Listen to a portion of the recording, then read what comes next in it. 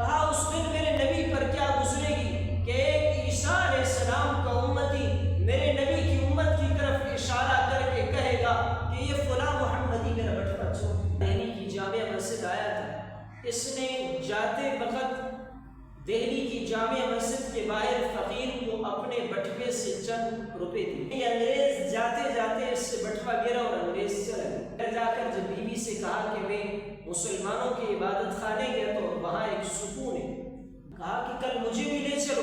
جب یہ اب اس فقیر نے وہ بٹوا اٹھایا، دیکھا کہ اس کے اندر ایک بہت بڑی رقم۔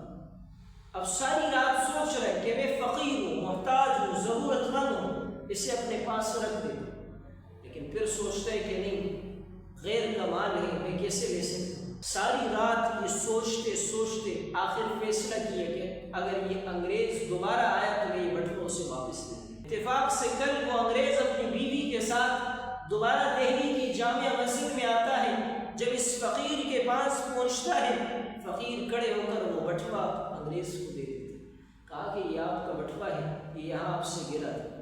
وہ بٹوا کھولتا ہے، دیکھتا ہے کہ رقم مکمل ہے، پیسے کم بھی نہیں ہوئے۔ اس فقیر سے پوچھا کہ کیا آپ بھیک نہیں مانگتے؟ مانگتا ہوں۔ کہا آپ فقیر و غریب نہیں ہے؟ کہا ہوں۔ آپ نے اس بٹوے میں سے پیسے کیوں نہیں لیے؟ اس فقیر کا جملہ سنے۔ اس فقیر نے کہا کہ میں نے منبر رسول پر اللہ کے نبی کے وارث علماء سے ایک بات سنی ہے کہ قیامت کے دن ہر امت کے لوگ اپنے نبی کے صف میں ہوں گے۔ کہا تم عیسائی ہو، تم عیسیٰ علیہ السلام کے صف میں ہوں گے، ہم محمدی ہیں، ہم اپنے نبی اکرم صلی اللہ علیہ وسلم کی صف میں ہوں گے۔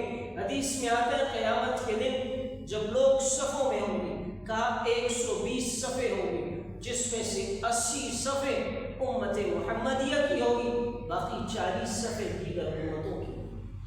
80 صفیں امت محمدی کی، باقی 40 صف دیگر امت کے لوگوں کی۔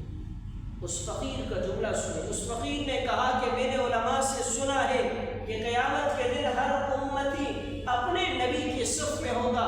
تم عیسائی ہو، تم قیامت کے دن عیسیٰ علیہ السلام کی صف میں کھڑے ہوں گے۔